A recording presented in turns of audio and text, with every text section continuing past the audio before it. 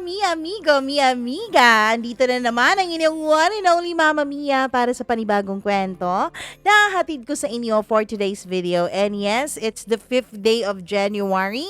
And maraming salamat dahil nandito pa rin kayo. Pero kung kayo'y nakikinig ngayon, kung saan man kayo sa mundo, kung hindi kayo sa Pilipinas, malamang baka hindi January 5 sa inyo. Kung sa USA kayo ay January 4 pa ngayon.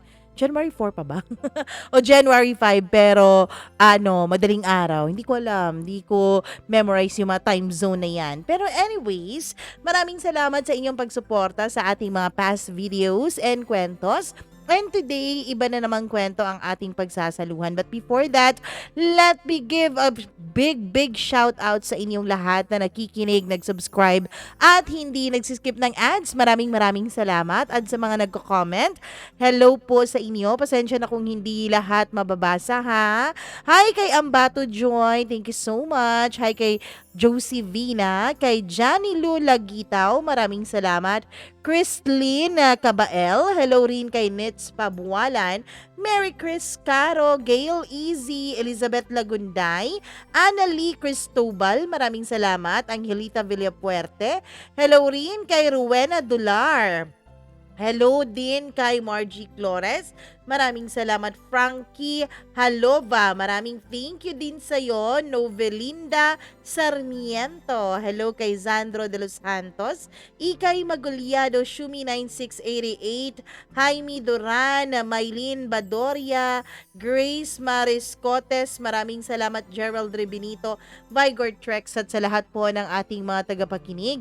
Maraming mga pangalan na bago sa aking pambasa o pandinig. Thank you so much sa inyong pagsuporta. Huwag na nating patagalin pa. Simulan natin ang ating kwento for today dito lamang sa inyong paborito, ang Dear Mama Mia.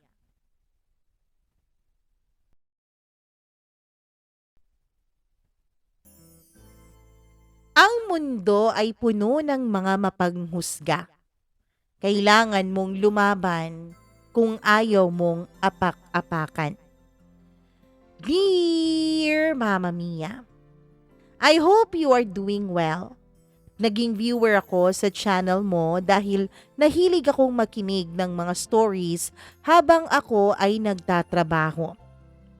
Night shift kasi ang trabaho ko kaya usually dapat ay may pinapakinggan ako while working para naman hindi ako dalawin ng antok. I'm working as a virtual assistant. Just call me Shanice. I'm a mom of 3 beautiful girls, pero sa kasalukuyan ay mag-isa ako sa buhay. Exactly a year ago ito nangyari sa buhay ko na ikukwento ko sa inyo, Mama Mia.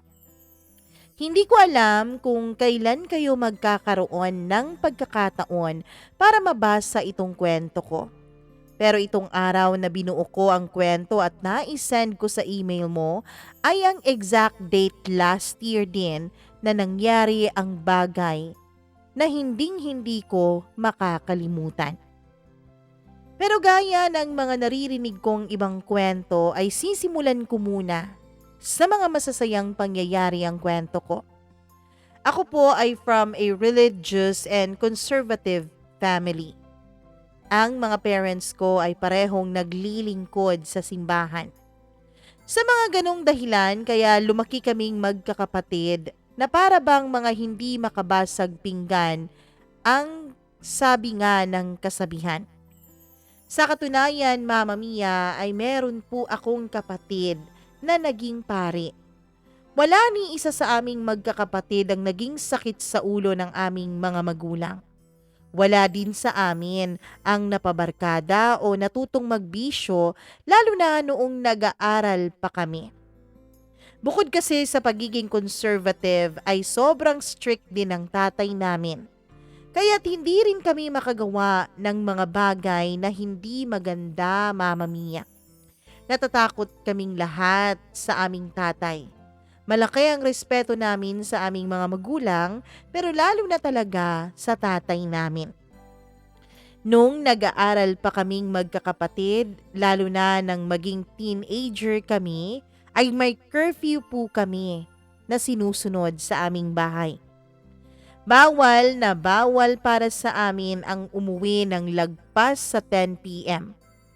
Sa totoo lang, Mama Mia, ay inggit na inggit ako noon sa mga kaklase ko lalo na noong high school ako. Dahil sila ay nakakasama sa mga outing ng aming klase, samantalang ako ay hindi pinapayagan ng parents ko.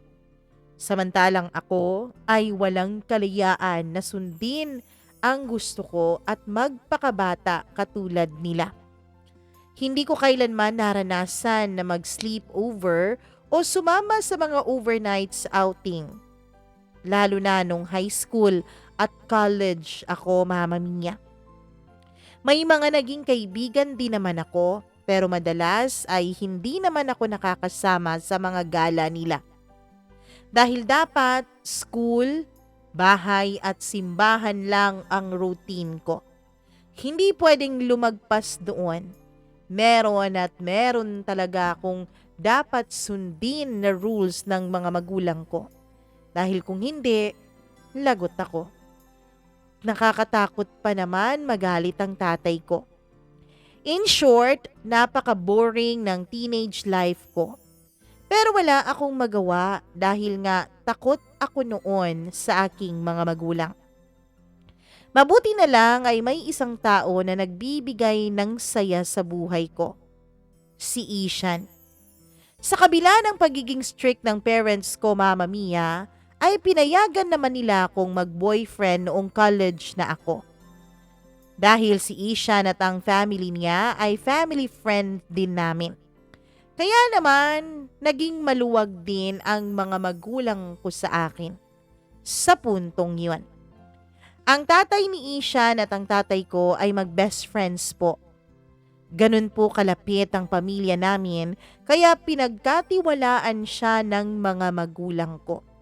Siyempre dahil siguro kilala ng mga magulang ko ang mga magulang niya, kaya medyo kampante sila sa relasyon naming dalawa ni Ishan. Magkaiba kami ng personalities ni Ishan. Kaya noong una, Mama Mia, ay hindi ko rin alam kung mag-work ba talaga ang relationship naming dalawa. Akala ko kasi ay hindi kami pwedeng mag-work kasi magkaibang tao kami. 2 taon nga niya akong niligawan dahil nakaramdam ako ng pag-aalangan kung sasagutin ko ba siya o hindi. Si Ishan kasi ay varsity player, gwapo, matalino at socially confident. Kaya isa siya sa mga popular people sa university kung saan kami nag-aaral. Ako naman ay mahiyain, manang, tapos boring pa. Ang sabi naman ng mga kaibigan ko ay bagay na bagay naman kami ni Ishan kung physical looks ang ating pagbabasihan at pag-uusapan. Madalas akong makakatanggap ng mga compliments sa itsura ko at sa height ko. I'm 5'7", Mama Mia. Fair o maputi ang complexion ko, chinita at slender ang pangangatawan ko. Slim, in short. Alam kong mabuting tao si Ishan at ramdam ko na totoo ang mga ipinapakita niya sa akin. Pero aaminin kong alanganin ako noon dahil nga hindi ako kagaya ng mga ibang babae na makakasabay sa mga trip ni Ishan sa kanyang buhay. Mama Mia, hindi ko alam kung magtatagal ba kaming dalawa. Hindi ko alam kung hindi ba darating sa punto na mabubore siya sa akin at maghahanap na ng iba. Ayokong masaktan noon. Ayokong ang first love ko ay first disaster din ng buhay ko. Kaya naman talagang inisip ko ng maigi kung sasagutin ko ba si Ishan. Inisip ko rin kung sasagutin ko nga siya, Mama Mia, ano bang mangyayari sa aming dalawa? May future ba ang relasyon ng dalawang taong magkaiba, pati na ang ginagalawang mundo nila? Ngunit ganun pa man ay napagdesisyonan kong sagutin pa rin ang panliligaw niya sa akin. At naging official ang relationship naming dalawa noong third year college na kami. Akala ko ay hindi magtatagal nga ang relasyon naming dalawa dahil sa sobrang pagiging strict ng mga magulang ko. Sa tuwing may date kasi kami ni Ishan ay pahirapan pa kami sa pagpapaalam para lang payagan ako. Ang gusto kasi ng mga magulang ko, Mama Mia, ay sa bahay lamang kaming dalawa ni Ishan nagkikita at nag-uusap. Oo, pinayagan nga nila akong mag-boyfriend, pinayagan nga nila akong makipagrelasyon kay Ishan, pero hindi naman po ganun kaluwag ang mga magulang ko, lalo pagdating sa paglabas-labas naming dalawa. Siguro ay mabibilang lamang sa daliri ang mga pagkakataon na nag-date kaming dalawa sa 3 years namin na mag-boyfriend at girlfriend. Ganun pa man, ay nagpapasalamat ako dahil sobrang maunawain at marespeto sa akin si Ishan pati na rin sa mga magulang ko. Kaya naman Mama Mia, hindi ko inakalang magtatagal ang relationship naming dalawa. Sa katunayan, after college ay nagplano na nga kaming dalawa ni Ishan na magpakasal. 1 taon pala niyang pinagpaalam sa mga magulang ko ang tungkol doon, Mama Mia. At nung finally ay pumayag na nga sila na magpakasal kaming dalawa ni Ishan, ay wala ng panahon si Ishan sa akin. Kahit na noong engaged na kami, ay wala pa rin namang nagbabago sa relationship namin. Dahil mahigpit pa rin naman talaga ang parents ko. Yes, Mama Mia. Oo nga't graduate na ako. Oo nga't engaged na kaming dalawa. Pero hindi pa rin nawawala ang pagiging strikto ng mga magulang ko. Kasi tulad ng sabi ko, sa unang parte ng kwento ko ay napaka-conservative ng aking pamilya. Bawal kasi sa pamilya namin yung live-in. Dapat ay kasal muna bago magsama sa iisang bahay. Dapat ay kasal muna bago maglabas ng bata sa sinapupunan. Sa totoo lang ay sa tagal ng relasyon namin bilang mag-boyfriend at girlfriend ay hindi namin naranasan ng makapag-travel ng kaming dalawa lang ni Ishan. Ishan was my first boyfriend and was my first in everything. Sa 3 taon naming relasyon ay walang nangyari sa aming dalawa. Oo nga't may mga pagkakataon na natitempt kami pero nalalabanan ko rin naman. Dahil na rin sa pagpapalaki sa akin ng parents ko na dapat ay ingatan ang pagkababae. Na dapat ay sa kasal muna bago ka bumukaka. Kaya naman hindi ko basta-basta ibinigay ang sarili ko. Nagawa lang namin ang lahat ng mga bagay na gusto naming gawin nung ikinasal na nga kaming dalawa. Yes, Mama Mia, I was able to save myself after sa kasal naming dalawa ni Ishan. I was able to give him my virginity nung tapos na kaming mag-I do dalawa.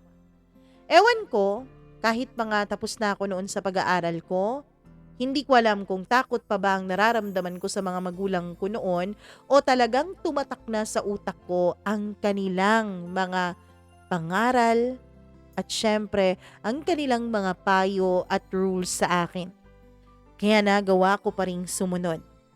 After ng kasal naming dalawa ay bumukod na kami ng tirahan. Naging smooth sailing lang ang buhay namin dahil pareho naman kaming may magandang trabaho ng asawa ko.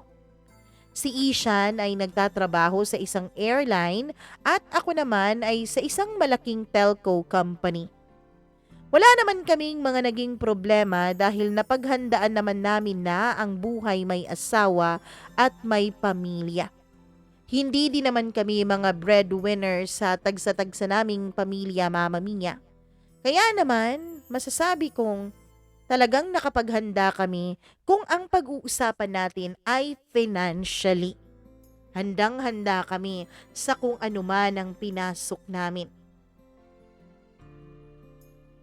Kaya lalong naging masaya ang pagsasama naming dalawa.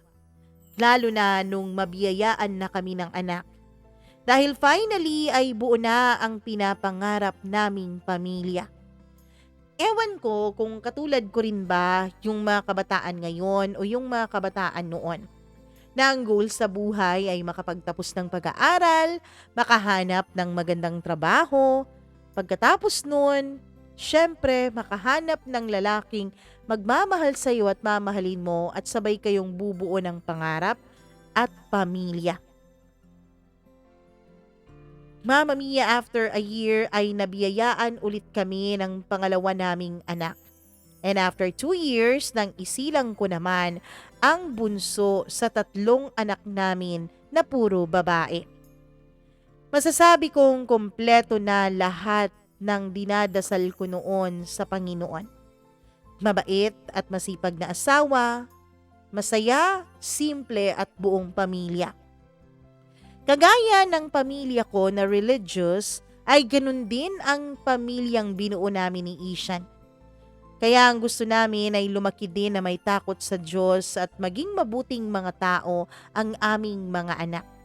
Siyempre Mama Mia, bakit pa naging mag-best friends ang tatay ni Ishan at ang tatay ko? Dahil pareho po silang mga family man. Pareho po silang mga religious. Kaya naman kahit magkaiba kami ni Isha nung college, ay alam kong na-instill pa rin sa kanya ang values ng paniniwala sa Panginoon. Busy man kaming parehong mag-asawa sa aming kanya-kanyang mga trabaho, ay sinisigurado naman namin na may oras pa rin kami lagi para sa aming pamilya. Hanggang sa isang araw ay kinausap ako ng boss ko na pansamantala muna akong ipapadala sa Cebu dahil bilang isang product training ay trabaho ko pong i-train ang mga bagong empleyado sa aming company. Ayon sa boss ko ay naka-maternity leave daw ang assigned trainer sa lugar na yon. Kaya ako ang napili nilang ipadala doon, Mama Mia.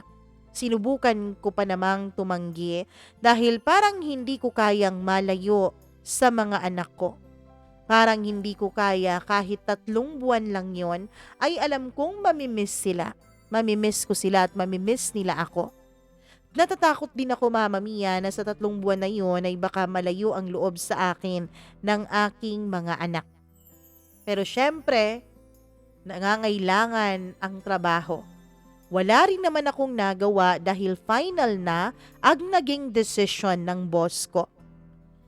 Ganun na nga ang nangyari.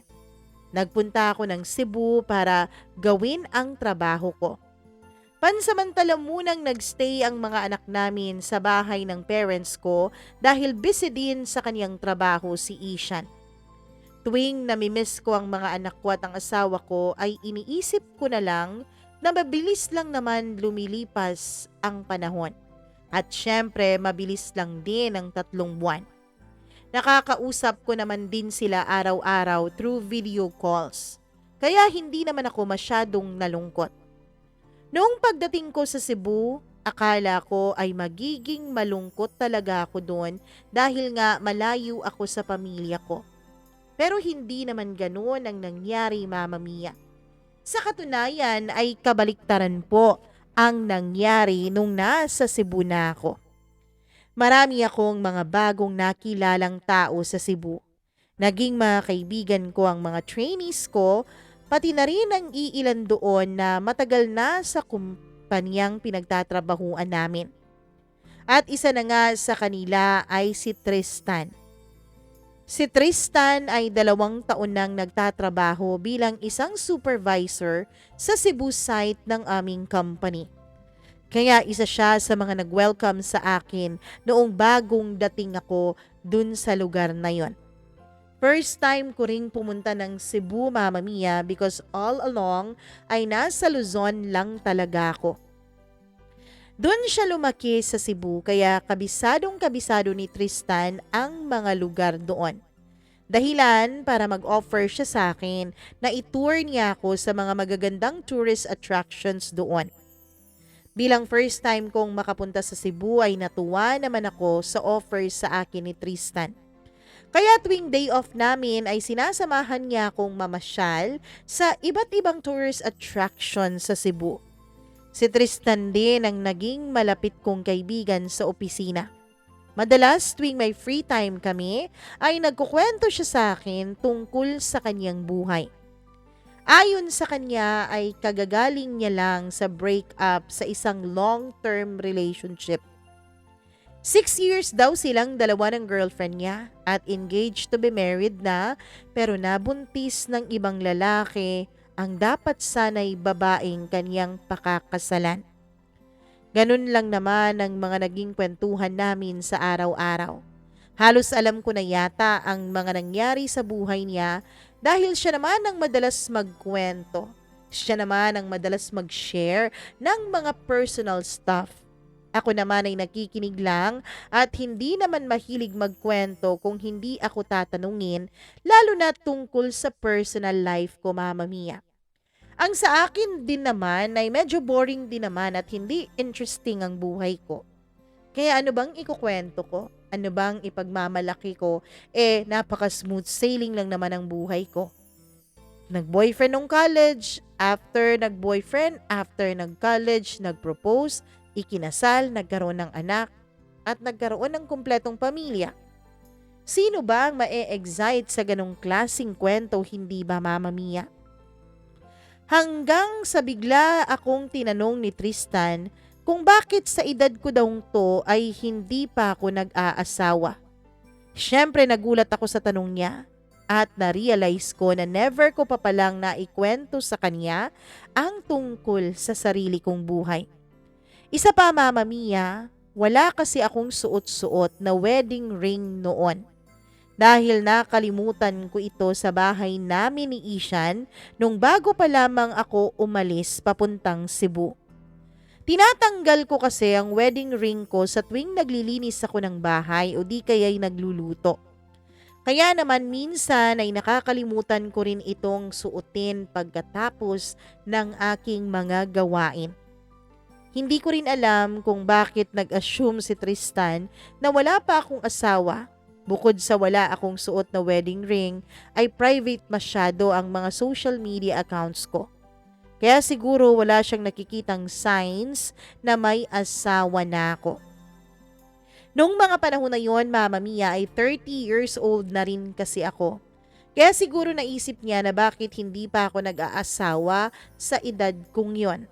Sa mga babae, lalo na nung mga nakaraang taon ay talagang pressured na pressured kapag nasa 30 na at hindi pa nakakapag-asawa. Hindi ko rin alam kung anong pumasok sa isip ko, Mama Mia, nung nagtanong si Tristan noon sa akin. Dahil hindi ko kinorekt ang assumption niya na single ako. Hindi ko kinorek ang assumption niya na wala akong asawa, wala akong anak, at wala akong boyfriend. Dahil ang sinagot ko sa kanya ay busy ako sa trabaho, kaya wala akong oras sa love life. Imbis na dapat kong sabihin sa kanyang may asawa na ako at may 3 na akong prinsesa. Dahil lang totoo, ewan ko. Ewan ko kung bakit natatakot ako nung mga panahon na yun na baka mawala ang closeness naming dalawa kapag nalaman niya ang katotohanan na ako ay may asawa at mga anak niya. Siguro ay nadala lang din ako ng biglaang pagtatanong niya at pag-assume niya kaya ganun ang naisagot ko. Isa pa, Mama Mia, ayoko nga rin kasing masyadong nagkukwento ng mga bagay tungkol sa buhay ko. Kaya tinapos ko na lang doon ang kaniyang pagtatanong. Hindi ko alam na dahil pala sa naging sagot ko, ay binigyan ko pala ng pagkakataon si Tristan para mas lalong mapalapit siya sa akin. Dahil nga si Tristan lang ang naging malapit kong kaibigan dun sa site namin sa Cebu, ay siya lang din naman ang madalas kong nakakasama. Tuwing weekends ay madalas niya akong yayaing mamasyal at kumain sa labas. Lahat ng yon ay hindi ko binigyan ng anumang kahulugan dahil para sa akin ay kaibigan ko lang siya, Mama Mia. Hindi rin kasi ako nagkaroon ng pagkakataon noong nag-aaral pa ako na magkaroon ng lalaking best friend kasi bawal na bawal nga yun sa aming pamilya. Lalo pat konserbatibo ang pamilya ko, Mama Mia. Hanggang sa isang gabi ay niyaya ako ni Tristan na magpunta sa bar para daw makapagpatanggal kami ng stress namin sa aming trabaho. Hindi sana ako sasama dahil hindi naman ako sanay na magpunta sa mga ganoong lugar. Ang totoo niyan, sa edad kong 30 ay never pa po akong nakapunta sa bar at never ko ring nasubukang makipag-inuman. Never ko pong nasubukang mag-inuman, Mama Mia, dahil dalagang Pilipina po akong pinalaki ng mga magulang ko. Ewan ko, siguro out of curiosity, kaya napapayag din ako ni Tristan na sumama sa kanya. Dahil gusto ko rin talagang magtanggal noon ng stress ko sa trabaho, pati na rin ang lungkot ko ng pagkamiss ko ng mga anak ko at ng asawa ko.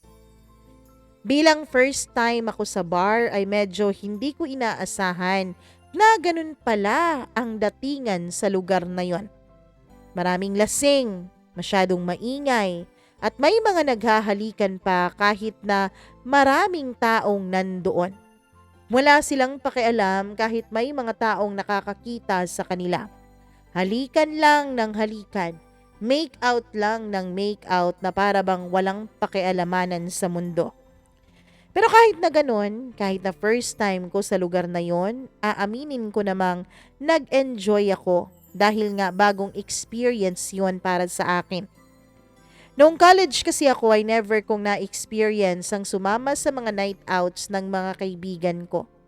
Tapos ngayon, finally, dahil nga malayo ako sa pamilya ko, malayo ako sa asawa ko, malayo ako sa strikto kong mga magulang, ay nagagawa ko na ang mga bagay na kailanman ay hindi ko maiisip na pwede ko rin palang gawin noon.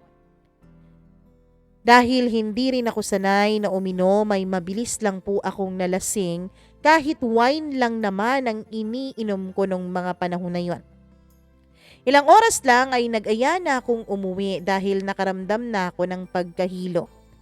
Si Tristan ay hindi naman masyadong lasing noon kaya naihatid pa niya ako sa apartment ko, Mama Mia. Motor ang gamit na sasakyan noon ni Tristan kaya naman wala akong naging choice kundi ang umangkas sa motor niya. Habang nasa biyahe kaming dalawa ay hindi ko mapigilang maidikit ko ang katawan ko kay Tristan. Napapayakap din ako sa kanya dahil natatakot ako na baka mahulog ako sa motor. Unang-una, hindi po ako sanay na sumasakay ng motor. Pangalawa, nahihilo na nga rin ako noon kaya mas malaki talaga ang tsansa na mahulog ako kung hindi ako kakapit ng mahigpit. Medyo mahaba rin ang naging biyahe namin mula sa bar pauwi sa apartment ko. Sa pagyakap ko kay Tristan, Mama Mia, ay ramdam ko na may mga pagkakataon na hinahawakan niya ang mga kamay ko. At pinapahigpitan niya pa ang pagyakap ko sa kanya kahit na para sa akin ay mahigpit na yon. Pagdating sa apartment ko ay inilalayan ako ni Tristan papasok at inihatid pa niya ako hanggang sa loob. Hindi naman ako lasing kaya alam ko ang ginagawa ko. Pero nahihilo lang talaga ako gawa ng hindi ako sanay sa mga ganoong uring bagay. Lalabas na sana si Tristan sa pintuan, ngunit sa hindi ko malamang dahilan ay bigla siyang bumalik at niyakap ako. Pagkatapos ng mahigpit niyang yakap ay hinalikan niya ako sa mga labi ko. Mama Mia, ewan ko ba? Alam kong may asawa akong tao. Alam kong hindi to dapat. Naaalala ko pa naman na may asawa ako eh. Alam ko pa naman ang ginagawa ko. Pero ang hindi ko alam ay kung bakit hindi ko mapigilan ang halikan namin na yon. Matagal ang aming naging halikan. Madiin at ramdam na ramdam ko na parang ang tagal-tagal nang gustong gawin ni Tristan yun sa akin. dahil para bang sabik na sabik siya na halikan ang mga labi ko. Nang magsimula ng maglakbay sa katawan ko ang mga kamay ni Tristan ay pinigilan ko siya.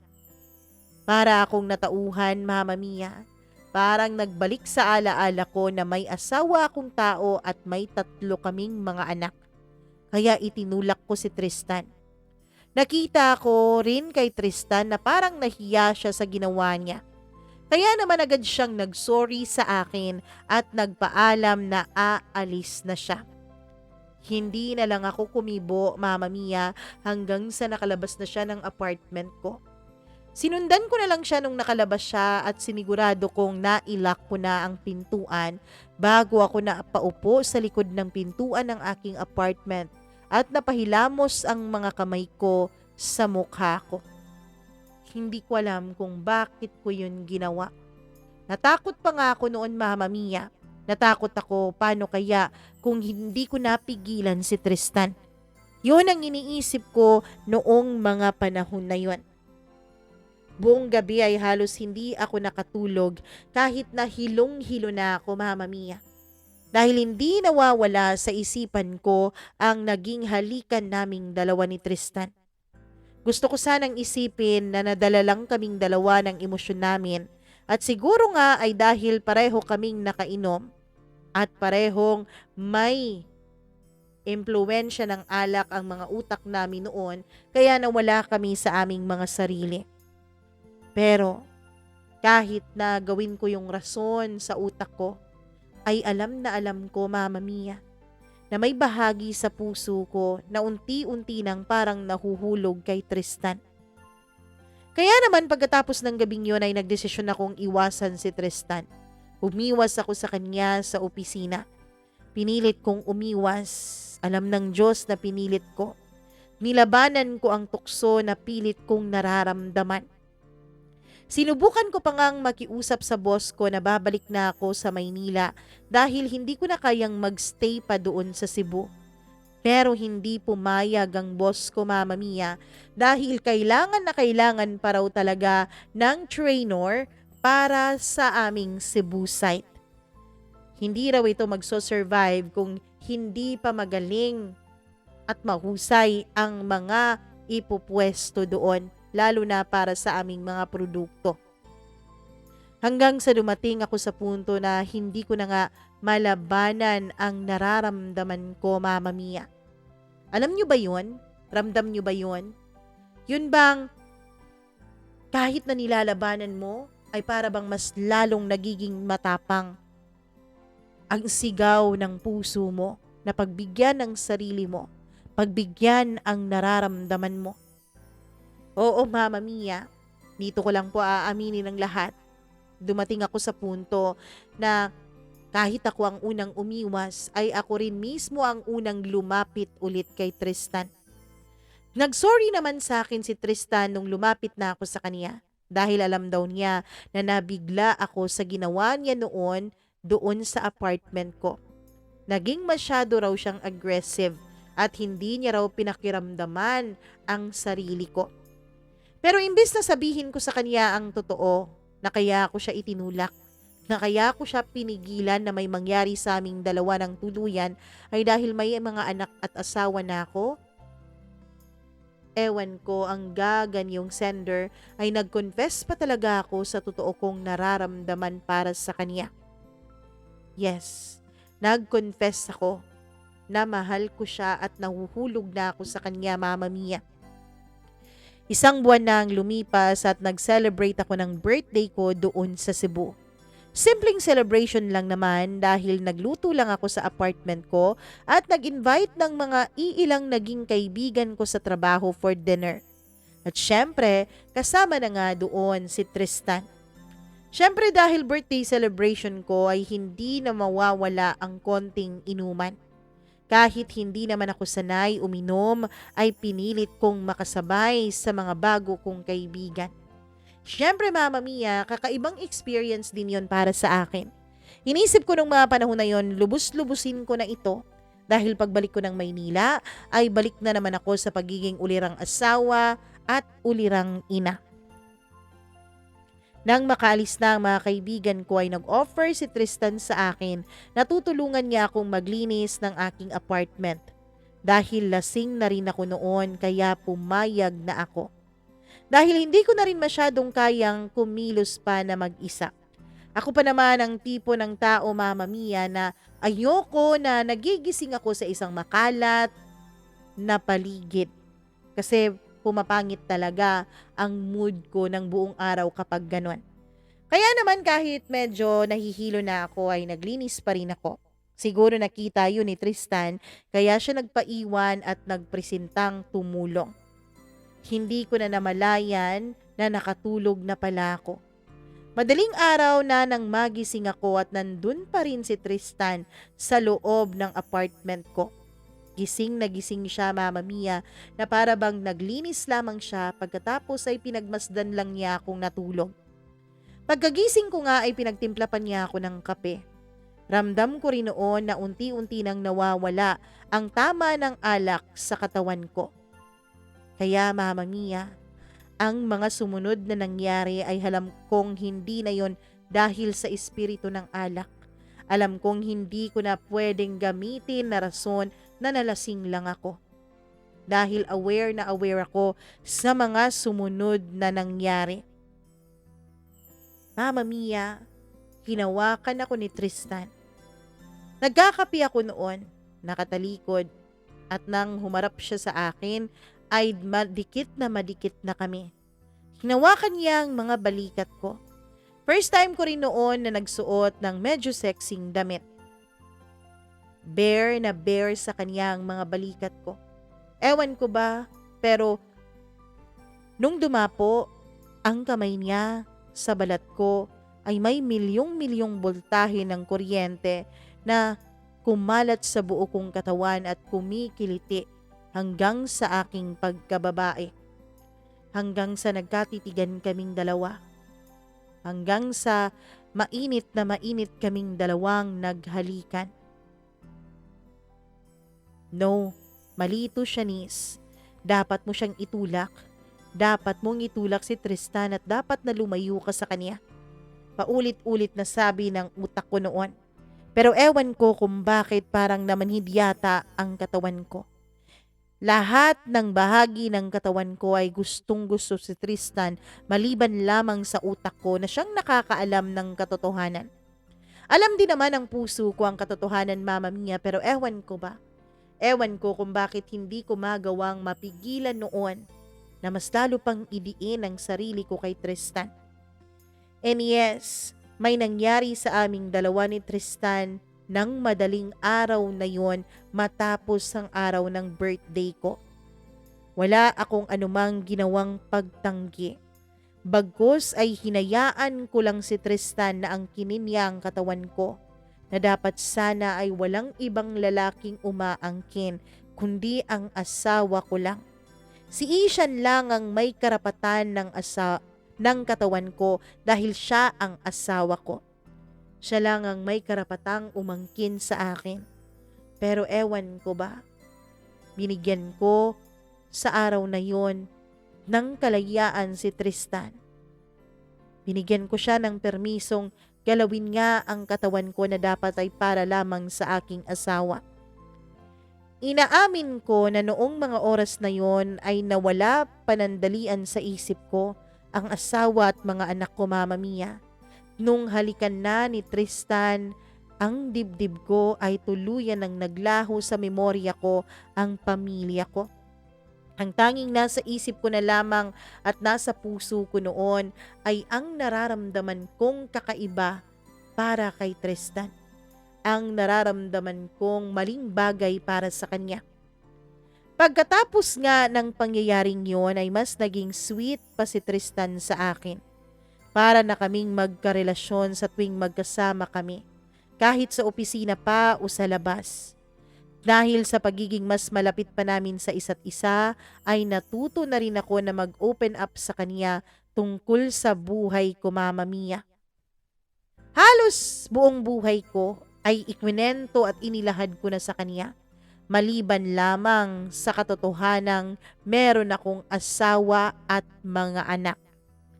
Dahil sa nalaman na ni Tristan ang tungkol sa buhay ko na nakalakihan kong sobrang strict noon at sobrang conservative ng pamilya ko, ay sinubukan niyang iparanas sa akin ang mga bagay na hindi ko pa nararanasan dati. Naging madalas kami sa bar para mag-night out. May mga pagkakataon din na dinadala niya ako sa mga magagandang resto dahil naikwento ko sa kanya na never ko pang naranasang sumama sa outing at mag-overnight kasama ang mga kaibigan ko. Mama Mia, ewan ko, alam kong mali. Pero dahil sa ganoong pagtrato sa akin ni Tristan, ay lalo pang nahulog ang loob ko sa kanya. Pakiramdam ko rin ay para akong ibong nakalaya dahil finally, in a very very long time, nagagawa ko na rin ang mga bagay na hindi ko nagawa noong teenager pa ako. Hindi ko po sinasabing ginajustify ko po ang mga mali kong action, Mama Mia. Pero yun po talaga ang nararamdaman ko nung mga panahon na yun. Ang sarap pala sa pakiramdam na parang unti-unti akong nakalabas sa mundo na inikutan ko, sa mundo na pilit akong ikinulong ng mga magulang ko. Inaamin ko na masyado akong naging masaya sa piling ni Tristan at unti-unti na rin akong nawalan ng oras para sa sarili kong pamilya. Kahit na ganoon ay hindi naman nakakahalata ang asawa ko dahil alam naman niya kung gaano ako kabisi sa trabaho at pagod na pagod din ako buong maghapon dahil sa trabaho ko. Madalas na rin kasing magstay noon sa apartment ko si Tristan. Kaya minsan, Mama Mia, ay hindi ko na natatawagan ang pamilya ko, ang mga anak ko, na dati ay araw-araw ko namang ginagawa. Kung kailan naging mas masaya ang buhay ko sa Cebu, ay ganun din naman naging mabilis ang paglipas ng araw. Ewan ko ba, Mama Mia? Totoo ang kasabihan na time flies when you're having fun. Napakabilis lang ng takbo ng oras, lalo't nag-e-enjoy ako sa masayang pagsasama namin ni Tristan. Isang araw ay tumawag ang asawa ko. Sabi niya may ticket na raw siya papuntang Cebu dahil gusto niyang i-spend namin together ang natitirang araw ng pagstay ko doon. Oo nga pala, naalala ko. Meron na lang akong 1 week at matatapos na ang trabaho ko doon at babalik na ako sa Maynila dahil babalik na rin yung naka-maternity leave na kapareho ko ng posisyon doon sa Cebu site. Para akong nagising sa isang napakagandang panaginip nang marinig ko ang sinabi ni Ishan. Maano si Tristan kapag dumating na nga ang asawa ko? Dahil doon, Mama Mia, ay wala na akong ibang naging choice kundi sabihin na kay Tristan ang katotohanan. Kasi alam ko naman, Mama Mia, na magtataka siya kung bakit hindi ko na siya papupuntahin sa apartment ko. Alam kong magtataka siya kung bakit mawawala na ako ng oras sa kanya. At siguradong sigurado ako na malaki ang tsansang magkikita silang dalawa ni Ishan. Kaya bago pa magkagulo ay inamin ko na kay Tristan ang buong katotohanan. Oo, nagkamali ako. Malaking pagkakamali ang nagawa kong pagtataksil sa asawa ko. Pero hindi ko rin gustong masira ang pamilya namin. Kaya habang may panahon pa ako ay kailangan ko nang ipaalam ang totoo kay Tristan. Isang araw bago ang pagdating ng asawa ko sa Cebu ay kinausap ko na ng masinsinan si Tristan. Inamin ko sa kanya ang lahat ng dapat niyang malaman. Alam kong nagulat at nasaktan ko siya sa katotohanan na nalaman niya. Pero panahon na rin para itigil namin ang kasalanang aming ginagawa. Kaya deserve niyang malaman ng lahat. Ang totoo, Mama Mia, wala naman talagang kasalanan si Tristan. Dahil ang akala nga niya ay single ako. Kung merong mang dapat sisihin dito, kung meron mang may malaking kasalanan dito, walang iba yun, kundi ako. Ako ang nanlinlang.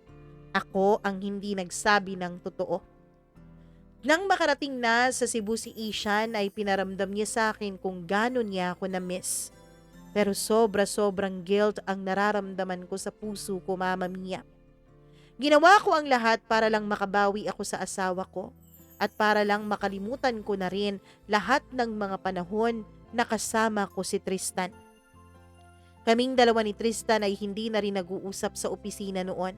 Hindi na rin ako masyadong nahirapan dahil ilang araw na lang naman ang itatagal ko doon sa Cebu. Pagkatapos ng isang linggo ay bumalik na kami ni Ishan sa Maynila. Masayang masaya ako dahil nayakap at nakasama ko na rin ulit sa wakas ang tatlo kong prinsesa. Pinilit kong kalimutan ang lahat ng nangyari sa Cebu, Mama Mia. Pinilit kong kalimutan si Tristan.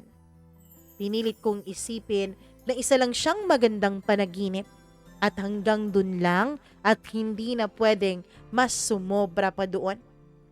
Ang sabi ko sa sarili ko ay hahayaan ko na lang sa nakaraan ang malaking pagkakamaling nagawa ko sa asawa ko dahil ayokong masira ang pamilyang binuo naming dalawa.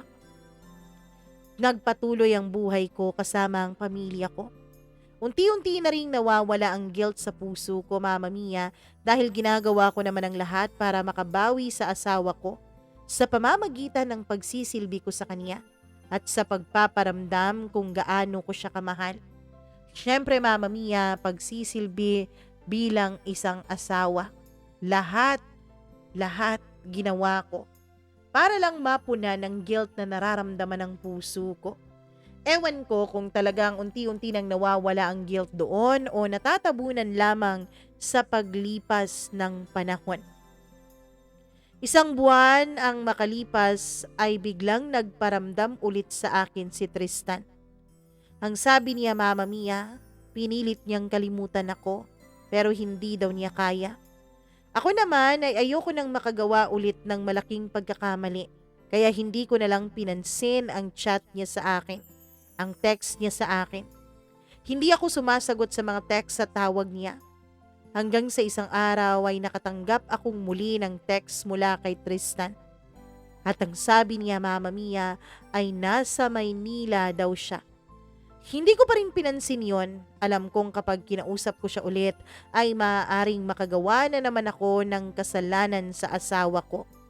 Ang ginawa ko na lang ay blinak ko ang number niya para hindi na ako makatanggap ng tawag at text mula sa kanya. Akala ko ay ganun lang ako kadaling makakaiwas kay Tristan. Pero mali pala ako. Isang malaking pagkakamali ang akalang yon. Kinabukasan nang makarating ako sa aming opisina ay si Tristan ang unang bumungad sa akin. Gulat na gulat ako nang makita ko siya.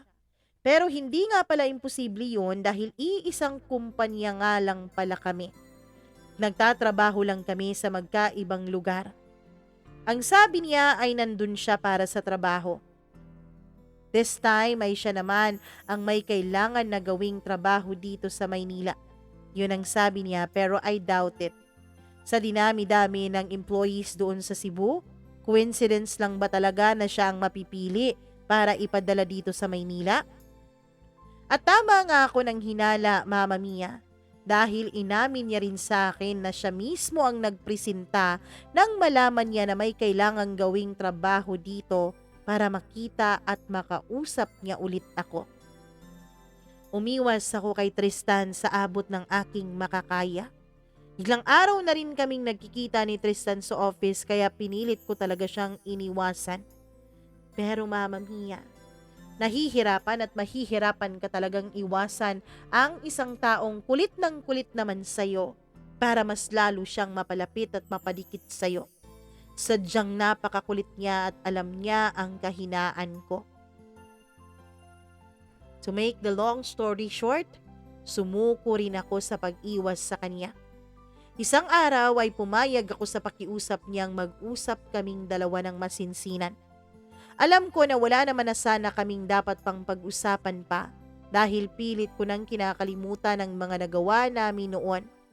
Pero para kay Tristan ay nahihirapan daw siya nakalimutan ako dahil bigla ko na lang daw siyang iniwanan sa ere noong dumating nga ang asawa ko sa Cebu. Alam ko na mali ako sa pagpayag na magkaroon ulit ng pagkakataong makalapit sa akin si Tristan at makasama ako ng kaming dalawa lamang. Alam ko, Mama Mia, alam kong huhusgahan ako ng mga tao at sasabihin na nakalayo na nga ako sa kanya at may pagkakataon ako para ipagpatuloy ang pag-iwas pero hindi ko ginawa. Nagpadala ulit ako sa tukso. Nagpadala ako sa pakiusap niya. Nagpadala ako sa nararamdaman ko. Tao lang din naman ako, Mama Mia. Alam kong gasgas na ang palusot na ito. Alam kong gasgas na ang rason na to. Pero tao ako at may mga kahinaan at nakakagawa rin ng mga kasalanan. Gasgas na ang dahilan ko dahil yun naman ang karaniwang dahilan ng mga taong nagpapadala sa tukso. Pero talagang naging mahina ako ng mga panahon na yun. Kaya nga, natalo ako ng tukso. Nadala ako ng emosyon ko at ng nararamdaman ko para kay Tristan. Pakiramdam ko kasi sa tuwing magkasama kami ni Tristan ay parang malayang-malaya akong gawin ang mga bagay na hindi ko nagagawa noon. Malayang-malaya akong bigyan ng katuparan ang mga what ifs sa utak ko. Parang walang manghuhusga sa akin na marami pa pala akong bagay na gustong subukan dahil matagal na panahon na umikot lang ang mundo ko sa pagdidikta ng mga magulang ko at sa pagiging asawa kay Ishan at bilang nanay na rin sa mga anak naming dalawa. Oo, Mama Mia, hindi ko naman pinagsisihan na nagpakasal ako kay Ishan. Ginusto ko naman na maikasal ka agad kay Ishan noon at bumuo ng masayang pamilya kasama siya. Hindi ko naman nakalain kasi noon na makikilala ko pala si Tristan. At nung makilala ko nga siya, ay naramdaman ko na ang dami ko pa palang mga bagay na hindi nagawa. Ang daming mga bagay na na-miss ko, ang dami ko pa palang bagay na gustong gawin sa buhay ko. Ewan ko, Mama Mia, siguro ang pagpapakasal ko noon kay Ishan ay way ko para tuluyang makalayo sa poder ng mga magulang ko. Hindi ko pinagsisisihan yon, ha? Sana wag niyo akong husgahan sa bagay na yon. Dahil kung hindi naman dahil kay Ishan, wala akong 3 magagandang mga anak. Pero Mama Mia, ang hindi ko alam, meron pala akong mga hidden desires sa puso ko. Mga bagay na gusto kong subukan nang walang nagbabawal sa akin, nang walang nagagalit. Kaya noong nagkaroon kami ulit ng pagkakataon na makapag-usap ni Tristan, imbes na tuluyan ko ng tuldukan ang ginawa namin doon sa Cebu, Mama Mia, ang nangyari ay pinagpatuloy pa namin ang aming naging ugnayan sa Cebu. Lahat ng ginawa namin doon sa Cebu ay ginawa ulit naming dalawa ni Tristan dito sa Maynila. Oo, nagkaroon ulit kami ng relasyon at para na naman akong single kung umasta kapag kasama ko siya. Kung dati ay umiikot lang ang mundo ko sa trabaho at sa pamilya ko, nag-iba yon noong nandito na si Tristan. Madalas ay late na akong umuuwi at mas madalas ko na siyang kasama tuwing day off ko kaysa dati na tuwing wala kaming pasok sa trabaho ng asawa ko ay family day talaga namin yon kasama ang aming mga anak. Hindi ko na naisip na napapabayaan ko na ang pamilya ko dahil mas marami na akong oras para kay Tristan kaysa sa kanila. Hindi ko naisip na unti-unti na akong nanlamig sa asawa ko at ako mismo ang nagbigay ng dahilan para pagdudahan ako ni Ishan. Isang araw, Mama Mia, ay isusurprise sana ako ni Ishan ng dinner date kaya nagpunta siya sa office para sunduin ako. Nalaman niya na hindi naman ako pumasok dahil ang totoo ay naka-leave ako noon. Pero ang alam niya ay pumapasok ako araw-araw sa trabaho. Noong mga panahon kasi na yon ay nakahiligan naming dalawa ni Tristan na mag-motor rides kami para pumunta sa mga beach o sa mga lugar na hindi ko pa napupuntahan. Nang makauwi ako ay kung ano-anong dahilan na lang ang ginawa ko para mapaniwala ang asawa ko na hindi ako nagsisinungaling sa kanya. Dahil nga siguro mabait ang tingin sa akin ng asawa ko, dahil nga siguro sa background ko ng family ko ay hindi naisipan ng asawa kong kaya kong gawin ang bagay na yon, Mama Mia. Kaya naman kampante ako. Kampante ako noon na every time na magsisinungaling ako kay Ishan ay maniniwala lang siya sa akin. Kaya maraming beses pang naulit ang bagay na yon na dapat sana ay susunduin ako ni Ishan pero madalas ay wala naman ako sa trabaho dahil naka-leave ako o kaya ay absent talaga ako. Sa tuwing mangyayari yon ay pilit kong pinapaniwala si Ishan sa aking mga kasinungalingan. Buong akala ko naman, Mama Mia, ay patuloy ko siyang napapaniwala sa mga rason ko dahil hindi naman kami umabot sa punto na mag-aaway kami ng dahil doon. Ang hindi ko alam, dahil sa madalas kong paggawa ng bagay na yon ay pinagdududahan na pala ako ng asawa ko noon. Sadyang hindi lang niya pinaparamdam sa akin para mas madali sa kanya na mahuli ako sa kalokohang ginagawa ko. Para mas madali sa kanya, Mama Mia. Nadakpin ang kasinungalingan ko kasi nagiging kampante ako na napapaniwala ko ang asawa ko. Dumating ang araw na malapit nang matapos ang trabaho ni Tristan at kailangan na niyang bumalik ng Cebu. Kaya mas napapadalas na noon ang pagsasama namin dahil pagbalik niya ng Cebu ay hindi na namin alam ang susunod na mangyayari sa relasyon naming dalawa. Wala kaming plano kung paano na ang relasyon namin kapag nagkalayo na kami ulit. Ang gusto lang namin ay mag-spend ng maraming oras na magkasama habang may ilang araw pa siya dito sa Maynila. Wala akong ka-idea noon na alam na pala ng asawa ko ang tungkol sa aming dalawa ni Tristan. Masyado akong nag-enjoy at hindi ko naisip na matagal na pala kaming nahuli ni Ishan. Akala ko noon kasi, Mama Mia, ay kampante lang ang asawa ko sa akin. May mga pagkakataon na kapag magkasama kami sa bahay ng asawa ko, ay tinatanong niya ako kung may gusto raw ba akong sabihin sa kanya. Ang laging sagot ko naman ay wala. Hindi ko na-realize na ang tungkol pala sa amin ni Tristan ang hinihintay ng asawa kong aminin ko sa kanya. Siyempre, meron bang nag-cheat na umaamin ng hindi nahuhuli? Umaamin lang naman kapag nahuhuli na, hindi ba? Nakabalik na sa Cebu si Tristan, ako naman ay back to normal lang ang buhay ko. May communication pa rin naman kaming dalawa at hindi namin tinapos ang kung ano man ang namamagitan sa amin. Unti-unti akong natauhan noong napapansin ko na may kakaiba na sa kinikilos ng asawa ko. Hindi man kami nag-aaway, hindi man siya nagagalit sa akin pero ramdam ko na iba na talaga ang trato niya sa akin.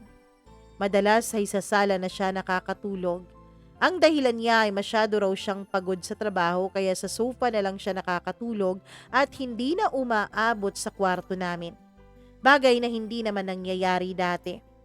Hindi pa rin naman ako masyadong naapektuhan noon dahil baka talaga namang pagod lang siya. Yun ang sinabi ko sa utak ko. Pero ang minsan na gumugulo sa isip ko ay madalas na pagtanggi niya sa akin pagdating sa kama. May mga araw na nilalambing ko siya pero umiiwas siya. Iwas na iwas sa akin ang sarili kong asawa. Ang huli naming pagtatalik, Mama Mia, ay noon lang 2 buwan nang nakakalipas. Dati rin ay humahalik siya sa akin bago umaalis ng bahay at pag-uwi niya galing sa kanyang trabaho. Pero bigla na lang na para na akong hangin sa bahay sa tuwing madadatnan niya ako doon. Hindi ko na matiis ang ganong trato sa akin ng asawa ko, lalo na noong halos hindi na niya ako kinakausap, kaya ako na mismo ang nag-initiate para pag-usapan namin kung ano man ang problema niya sa akin. Mama Mia, nung tinanong ko na nga ang asawa ko, ay parang sumabog ang matagal na niyang pinipigilang galit sa akin nang mag-usap kami. Doon niya sinabi sa akin na matagal na niyang alam ang tungkol sa amin ni Tristan. Ang lahat-lahat tungkol sa pagtataksil ko. Pati ang mga ginawa kong pagkakamali sa kanya nung nasa Cebu ako ay nalaman na niya. Para naman akong binuhusan ng malamig na tubig nang marinig ko mula sa mga bibig niya ang mga sumbat niya tungkol sa kanyang mga nalaman sa akin. Hindi ko na siya tinanong kung paano at kanino niya nalaman. Kaya pala naging malamig ang pagtrato niya sa akin dahil nasaktan siya sa kanyang mga nalaman. Ang sabi niya ay pinilit niya raw ang sarili niyang patawarin ako kahit na hindi ako nanghingi ng tawad sa kanya. At hindi ako umamin sa kanya noon kahit pa ulit-ulit niya akong tinanong kung meron bang mga bagay na dapat siyang malaman. Pinilit niya raong kalimutan ang mga nalaman niya pero sa tuwing may nangyayari sa amin sa kama ay hindi mawala-wala sa isip niya na may ibang lalaking gumagawa sa akin ng mga bagay na ginagawa niya sa aking katawan. Kaya umabot sa punto na halos hindi na niya ako kayang tabihan pati sa pagtulog. Dahil masakit daw para sa kanya na nirespeto niya ako simula noon pa, nung hindi pa kami mag-asawa. Pagkatapos ay napakadali lang daw sa akin na ibigay sa ibang lalaki ang sarili ko na dati ay hindi ko maibigay sa kanya nung mag-boyfriend pa lamang kami. Dahil rin kasi sa environment na nakalakihan ni Ishan, kaya mataas ang respeto niya sa mga babae. Humingi ako ng tawad at pinagsisihan ko ang mga nagawa ko. Paulit-ulit akong humingi ng tawad sa kanya at nangako akong tatapusin na ang relasyon naming dalawa ni Tristan. Pero Mama Mia, huli na ang lahat. Masyado ko nang nasaktan ang asawa ko. Nag-decide kami na maghiwalay muna para mabigyan ko rin ng space at oras si Ishan para makapag-isip-isip. Sa totoo lang ay desisyon lang naman ni Ishan yon at wala naman akong choice kundi pumayag dahil ako naman talagang may maling nagawa sa aming dalawa. Umuwi ako sa bahay ng parents ko kasama ang 3 anak ko. Noong una ay hindi ko sinabi ang totoong dahilan sa mga magulang ko dahil alam kong makakatanggap ko ng katakot-takot na galit mula sa kanila kapag nalaman nila ang ginagawa ko. Bumibisi-bisita rin naman noon si Ishan sa bahay para makita ang mga anak namin. Pero hindi pa rin kami masyadong nag-uusap dalawa. Hindi ko inasahan na sasabihin pala ni Ishan ang totoong dahilan ng paghihiwalay namin sa mga magulang niya. At ang mga magulang naman niya ang kumausap sa mga magulang ko. Dahilan kaya nila nalaman ang ginawa kong katarantaduhan. Oo nga pala. At hindi nga pala marunong magsinungaling ang asawa ko, lalong-lalo na sa kanyang mga magulang. Kagaya nga ng in-expect ko ay sobrang galit at panghuhusga ang natanggap ko mula sa mismo kong mga magulang. Sa sobrang galit nila Mama Mia ay inatake pa nga sa sakit sa puso ang daddy ko. Mabuti na lang ay umabot pa siya sa ospital at nakarecover rin naman. Dahil doon ay nagalit na rin sa akin pati ang mga kapatid ko. Dahil sa galit sa akin ng mga magulang ko at kahihiyan nila sa nagawa ko ay pinalayas nila ako sa bahay nila at pinaiwan doon ang mga anak ko dahil hindi ko raw deserve na maging nanay nila at hindi raw ako magandang ehemplo para sa 3 kong mga anak na babae. Sinunod ko na lang ang gustong mangyari ng mga magulang ko dahil natatakot ako na baka kung ano ulit ang mangyari sa kanila. Kaya lumayas ako at naghanap ng marerentahan na apartment. Mabuti na lang hindi ako nahirapan sa paghahanap kaya nakalipat din naman ako kaagad. Sobra akong nagsisisi sa mga nagawa kong pagkakamali, Mama Mia. Lalo na nung mag-isa na lang ako at halos wala nang gustong tumanggap at kumausap sa akin. Tinapos ko na rin ang tuluyan ng relasyon namin ni Tristan at pinutol ko na rin ang communication naming dalawa. Ang asawa ko ay hindi pa rin ako magawang mapatawad. Itinakwil ako ng mga magulang at mga kapatid ko. Pati sarili kong mga anak ay hindi ko magawang makita at malapitan. Sobrang sinisi ko talaga ang sarili ko dahil labis ang sakit at lungkot na idinulot ng pagkakamali ko at manandali ang saya na pinili ko noon. Ikinakahiya ako ng mga magulang ko at sa sobrang galit nila sa akin ay sila pa mismo ang nag-encourage kay Ishan na kasuhan raw niya kami ng lalaki ko. Mabuti na lang at hindi pa naman umaabot sa ganong punto ang galit sa akin ng asawa ko, Mama Mia. Isa pa ay wala rin naman siyang sapat na dahilan para umabot siya sa pagsasampa ng kaso. Imbis na maayos pa sana namin ang asawa ko ang relasyon namin, ay mas lalo pa kaming nawalan ng panahon para magkita at makapag-usap dahil kahit bisitahin niya pa ang mga anak namin ay wala na rin naman ako doon sa bahay ng aking mga magulang. Mas lalo pang tumamlay ang pag-uusap namin dahil bihira na akong magbigyan ng oras ni Ishan. Hanggang sa nawala na talaga kami ng communication dalawa. Wala nang kumustahan at wala na rin akong natanggap na tawag o text mula sa kanya. Hindi ko na rin pinilit pa si Ishan dahil alam kong it takes time para mapatawad niya ako sa mga nagawa ko. Nasanay na lang ako at naghintay ng panahon na mapapatawad ako ni Ishan. Hanggang sa isang araw, Mama Mia, ay nakatanggap ako ng tawag mula sa kuya ko para ipaalam sa akin ang nangyari kay Ishan. Nagulat ako sa narinig ko. Gulong-gulo ako. Sa buong pamilya ko ay ang kuya ko lang ang tanging kumakausap sa akin. Siya ang kapatid kong pare, Mama Mia, kaya siya lang ang taong hindi nang husga sa akin. Sa dami ng sinabing detalye sa akin ng kuya ko ay parang halos hindi ko na narinig yon.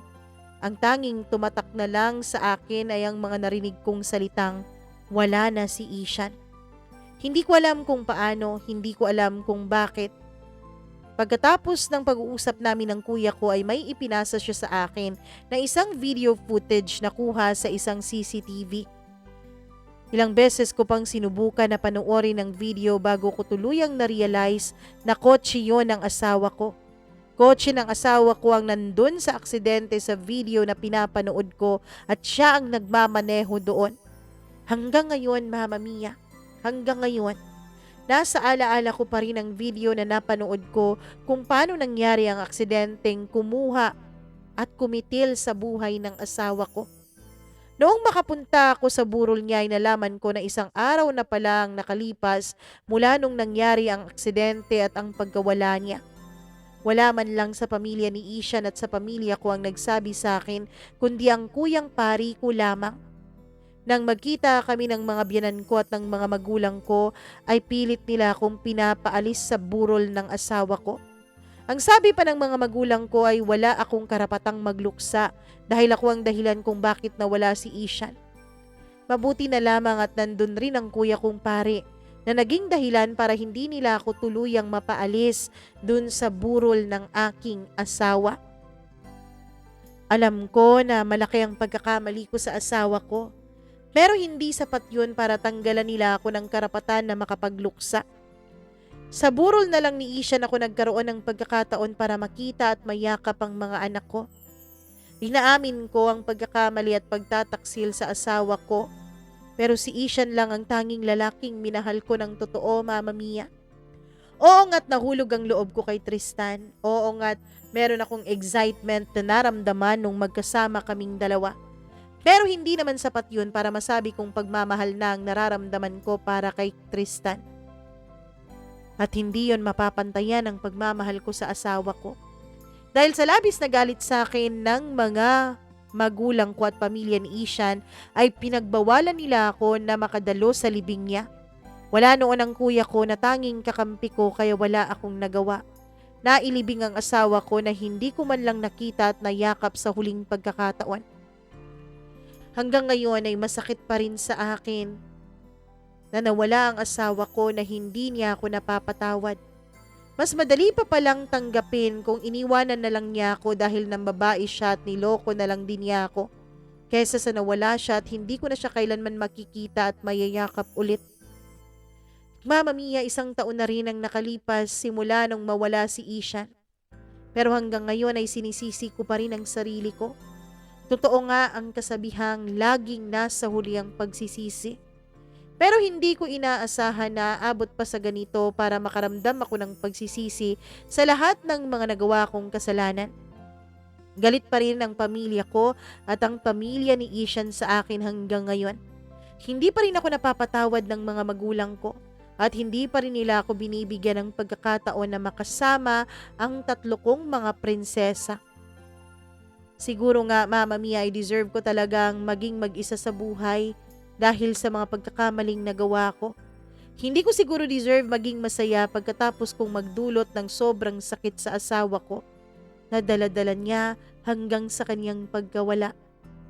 Pero sana balang araw, kahit hindi ngayon, sana balang araw ay mapatawad pa rin ako lalo na ng sarili kong mga magulang at mapagbigyan nila ako ng pagkakataon na maging nanay sa mga anak ko para magabayan ko sila sa kanilang paglaki at hindi sila matulad sa akin. Hanggang dito na lamang po, Mama Mia. Maraming salamat po sa pagbasa mo nitong aking kwento. God bless you and your family and Happy New Year to all. Lubos na gumagalang, Shanice.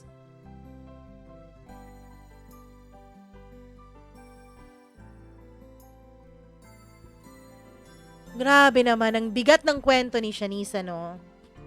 Pero alam mo, may nabasa ako somewhere, sa TikTok ba yun, sa Bible ba yun, hindi ko na maintindihan, hindi ko na maalala kung saan ko talaga nabasa. Pero may nabasa ako, na pag ganun daw talaga, pag may isang nangaliwa, kamatayan daw talaga ang kapalit ng mga bagay na ganun. Sure, merong iba na nangaliwa, tapos pinili pa yung naging third party, tapos sa ngayon, sa tingin nyo, masaya sila.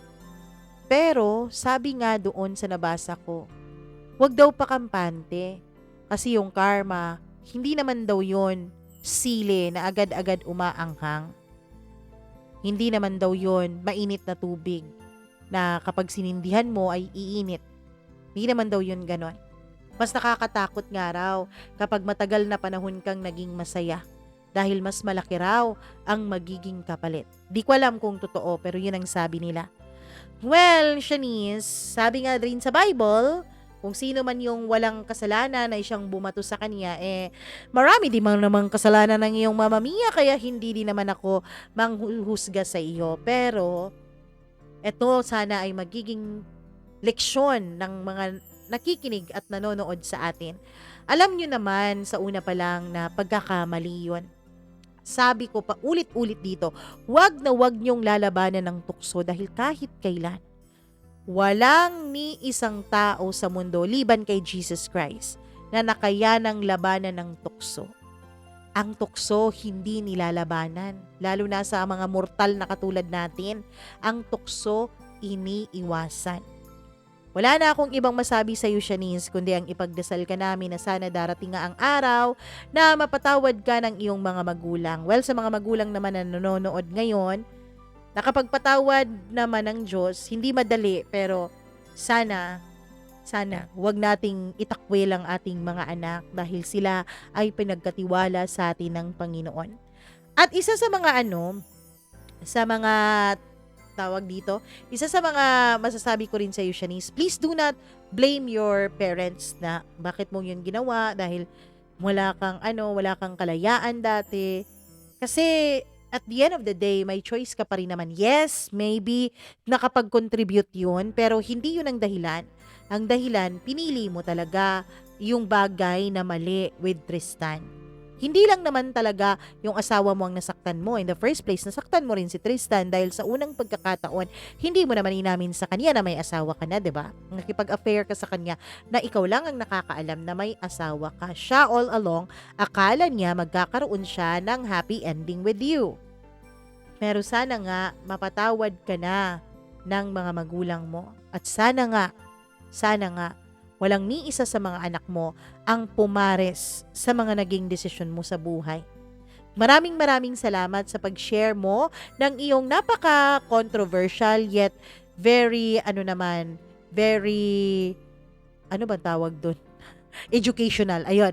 Very educational na kwento dito sa ating channel. Thank you so much sa iyong tiwala. At sa mga meron pong mga advices o opinion sa kwento ni Shanice, please po, wag kayong masyadong harsh dyan sa comment section. Nagbabasa ako ng comment. Akala nyo hindi ako nagbabasa ng comment. Nagbabasa ako. Wala lang talaga akong masyadong oras na mag-reply. Pero nagbabasa ako. Tapos nababasa ko yun. Parang ang harsh ng iba yung comment. Grabe naman kayo. Huwag kayong masyadong harsh kasi minsan kung sino pa yung ating hinuhusgahan, yung mga pagkakamali nila ay nauulit sa atin. Hindi ko naman sinabing sinusumpa ako kayo, hindi naman ganon. Magpapasalamat nga ako dahil nagre-react kayo. Pero be kinder, 'di ba? Let's be kind to one another dahil hindi natin alam ang pinagdadaanan ng isa't isa. Anyways, maraming salamat sa inyong pag-share ng inyong mga kwento. At ikaw din na nakikinig at nanonood ngayon, maraming salamat sa oras mo kahit Sunday nanonood at nakikinig ka pa rin. Please do like and share this video. video, huwag kalimutan na mag-subscribe sa ating channel, click the notification bell para lagi ka pong naa-update sa tuwing meron tayong bagong upload na inilalabas. At huwag kakalimutan na kung may sariling kwento ng buhay na nakaka-inspire, nakakapagbigay ng mabagbag damdaming mga leksyon o kung ano pa mang klaseng kwento yan, tinatanggap natin yan dito sa Mama Mia CDO. You just email mamamiacdo0317@gmail.com. Kung hindi mo nasundan ang sinabi ko, ayan po sa baba sa may blue line ng ating email address kung saan nyo ako pwedeng makontak at kung saan nyo rin pwedeng i-email ang inyong mga storya. Thank you so much sa inyong walang sawang pagsuporta. Ako pong muli ang nag-iisa ninyong Mama Mia. Magandang araw sa inyong lahat. Enjoy the rest of your day and see you sa ating next video. Bye-bye!